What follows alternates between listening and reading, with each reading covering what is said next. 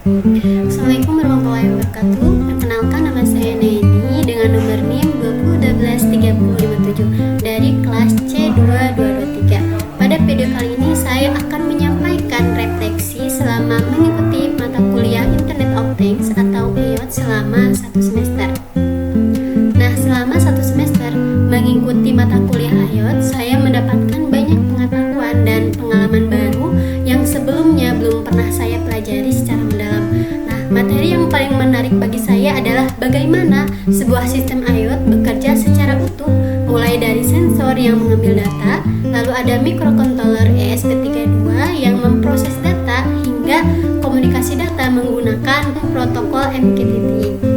Materi yang paling menantang bagi saya adalah MQTT.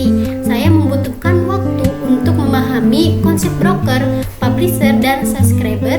Namun setelah memahaminya, saya menyadari bahwa MQTT itu merupakan salah satu bagian penting dalam komunikasi antar perangkat IoT. Nah, pengalaman praktikum yang paling berkesan adalah saat mengerjakan proyek tong sampah pintar berbasis IoT. Pada proyek ini, saya dan teman-teman kelompok saya menggunakan dua board ESP32 sensor ultrasonic untuk mendeteksi tingkat kepenuhan sampah, lalu ada load cell dengan modul HX711 untuk mengukur berat sampah, dan ada servomotor untuk membuka dan menutup tong sampah secara otomatis, serta lampu LED sebagai indikator kondisi. Kendala terbesar yang saya dan teman-teman kelompok saya hadapi adalah proses kalibrasi load cell dan HX711 karena hasil pembacaan berat sering berubah-ubah dan kurang akurat. Selain itu, sinkronisasi antara dua ESP32 juga membutuhkan proses troubleshooting yang cukup panjang. Nah, dari berbagai kendala tersebut, saya belajar untuk lebih teliti, lebih sabar dalam melakukan pengujian, serta lebih memahami cara kerja sistem IoT secara menyeluruh. Manfaat terbesar yang saya peroleh dari mata kuliah dan praktikum ini adalah kemampuan untuk mengintegrasikan berbagai komponen menjadi satu sistem yang dapat bekerja secara otomatis untuk menyelesaikan suatu permasalahan. Menurut saya, cara dosen menyampaikan materi itu sudah sangat baik karena dimulai dari konsep dasar terlebih dahulu sebelum masuk ke tahap implementasi.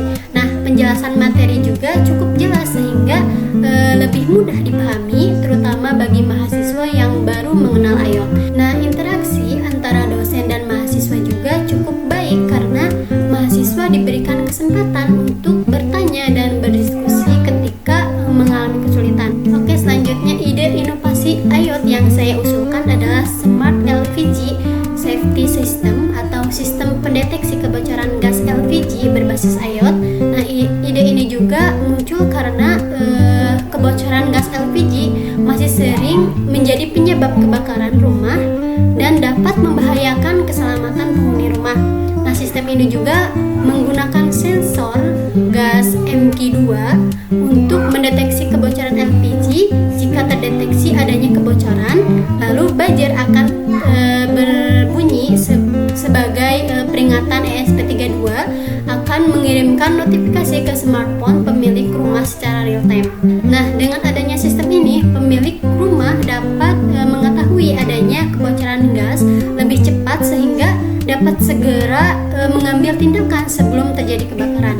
Nah, manfaat dari inovasi ini adalah meningkatkan keamanan rumah, mencegah kebakaran, serta melindungi keselamatan penghuni dan harta benda. Nah, menurut saya inovasi ini itu sangat dibutuhkan masyarakat karena hampir setiap rumah menggunakan gas LPG dalam kehidupan sehari-hari. Oke, sebagai penutup, mata kuliah Internet of Things telah memberikan banyak pengalaman dan wawasan baru bagi saya. Saya belajar bahwa teknologi tidak hanya digunakan untuk membuat perangkat yang canggih, tetapi juga dapat menjadi solusi untuk berbagai permasalahan di masyarakat. Saya berharap perkembangan teknologi IoT di masa depan semakin pesat dan dapat dimanfaatkan untuk menciptakan berbagai solusi yang bermanfaat bagi kehidupan sehari-hari. Terima kasih atas perhatiannya. Wabillahi taufiq wal hidayah. Wa'afu minkum. Wassalamualaikum.